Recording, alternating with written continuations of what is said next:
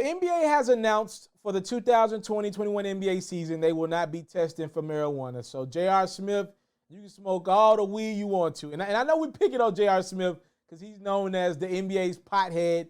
And if he does get another opportunity in the league, I'm sure that's going to be a great thing for him to hear, that he won't be tested for weed. Even though it's not like JR's got caught with weed like that in the NBA. But to each his own. There are a lot of guys that smoke weed. They just pick on J.R. Smith because of that moment in the finals when he's looking at LeBron and he damn near threw the ball away in the finals against the Warriors in Game 1. I get it. It's funny. A lot of guys in the NBA smoke weed. I promise you that. The NBA is considering, or they're continuing something that they started in the bubble, not testing for weed. For them, it's something that helps them with COVID. It's unnecessary contact, testing for marijuana, and obviously the NBA is trying to keep down as much unnecessary contact as possible as they try to get this season underway with no fans in most arenas as we kick off this season.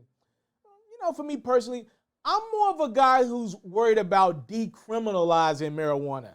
I actually understand why the NBA would test for marijuana. Like, I don't want guys super high in games. I go pay my hard-earned money for a ticket, and this dude high out his mind. Like, I do think there's something to be said about a guy like LeBron James who's about to enter, year 18?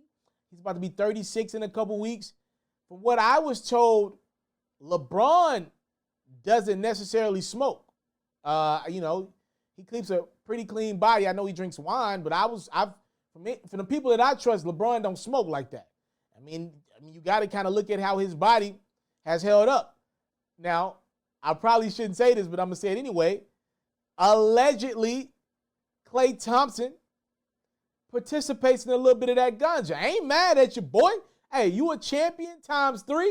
You live in Golden State. You on the West Coast. I get it. But I do have to look around and say, it's interesting. You know, Klay Thompson just had another big injury, coming back from a big injury. Obviously, I'm no doctor. I can't tie 1 to 1 together and make 2. I'm just saying, though, all right? There could be something to that.